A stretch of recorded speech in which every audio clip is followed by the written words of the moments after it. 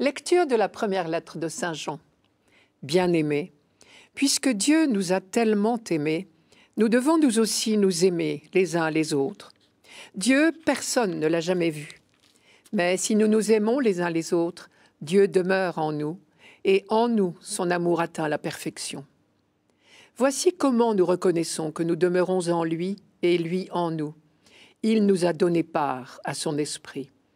Quant à nous, nous avons vu et nous attestons que le Père a envoyé son Fils comme sauveur du monde. Celui qui proclame que Jésus est le Fils de Dieu, Dieu demeure en lui et lui en Dieu. Et nous avons reconnu l'amour que Dieu a pour nous et nous y avons cru. Dieu est amour. Qui demeure dans l'amour demeure en Dieu et Dieu demeure en lui. La phrase centrale de ce texte, c'est « Le Père a envoyé son Fils comme sauveur du monde ». Le raisonnement de Jean est le suivant, je crois. Premièrement, Dieu est amour. Deuxièmement, Jésus est venu dans le monde pour révéler aux hommes le visage d'amour du Père. Troisièmement, ceux qui croient en lui reçoivent l'Esprit de Dieu, entrent dans la communion d'amour du Père, du Fils et de l'Esprit. Et enfin, quatrièmement, ils deviennent à leur tour des sources d'amour à l'image et à la ressemblance de Dieu. Pour s'imprégner de ce raisonnement de Jean, il faut le reprendre pas à pas.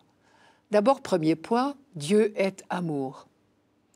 Nous ne réalisons peut-être pas à quel point cette phrase est absolue.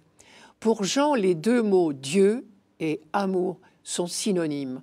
On peut toujours remplacer l'un par l'autre. Dieu est amour et l'amour est Dieu. Cela veut dire que tout amour véritable vient de Dieu. Aucun amour humain ne vient de l'homme seulement. Tout amour humain est dans l'homme une parcelle, une manifestation de l'amour de Dieu. Voilà une nouvelle fantastique et qui peut modifier notre regard sur l'amour humain. Dimanche dernier, nous lisions déjà dans cette même lettre de Jean « L'amour vient de Dieu et quiconque aime est né de Dieu et parvient à la connaissance de Dieu. Qui n'aime pas n'a pas découvert Dieu, puisque Dieu est amour. » C'était donc le premier point de la méditation de Saint Jean. Deuxième point, Jésus est venu habiter parmi nous pour nous faire découvrir cela, justement, que Dieu est amour.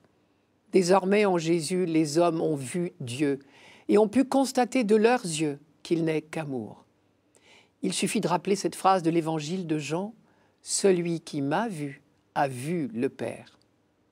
Troisième point, ceux qui acceptent de croire en Jésus, de reconnaître en lui le visage d'amour du Père, se mettent par le fait même au diapason de l'Esprit de Dieu. Ils deviennent une demeure pour l'Esprit d'amour. C'est une véritable renaissance, celle dont Jésus parlait à Nicodème. Le même évangile de Jean dit que nous sommes enfants de Dieu. Je cite le prologue. « À ceux qui l'ont reçu, à ceux qui croient en son nom, il leur a donné de pouvoir devenir enfants de Dieu.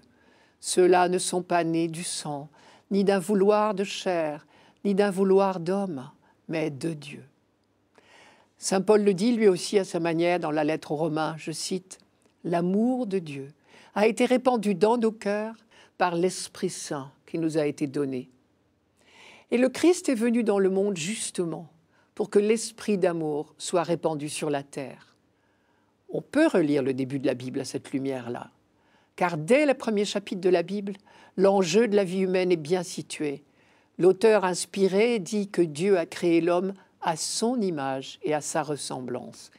Et donc, si Dieu est amour, nous sommes faits pour aimer. Quatrième point, parce qu'ils sont remplis de l'esprit d'amour, les croyants deviennent à leur tour des sources d'amour. Saint Paul dit que nous sommes désormais héritiers de Dieu. Cela veut dire que nous pouvons puiser dans les trésors de Dieu. Bien sûr, on pense à cette phrase de l'évangile de Jean. « Si quelqu'un a soif, qu'il vienne à moi, et qu'il boive celui qui croit en moi.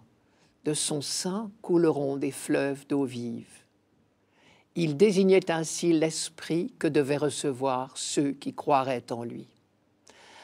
Mais il nous faut bien l'assistance de l'esprit. Tous les jours, nous mesurons notre difficulté à aimer vraiment.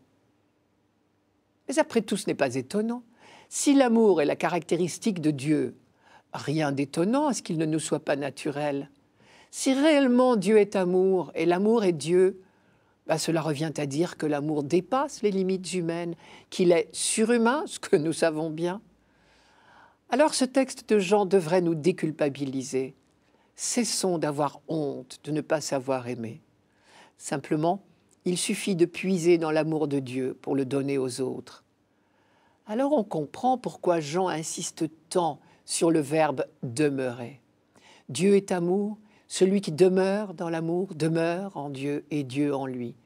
Nous ne pouvons aimer que dans la mesure où nous sommes habités par Dieu, ce qui est possible si nous restons fermement greffés sur Jésus-Christ. Conclusion, on peut donc vraiment dire que Jésus est le sauveur du monde, c'est-à-dire il est celui qui va permettre au monde d'accomplir sa vocation. Il est clair que le monde est perdu parce qu'il ne vit pas dans l'amour, ou si vous préférez, qu'il ne vit pas d'amour. Jésus est venu habiter parmi nous pour nous transformer, pour nous faire découvrir que Dieu est amour et nous permettre de vivre de cet amour.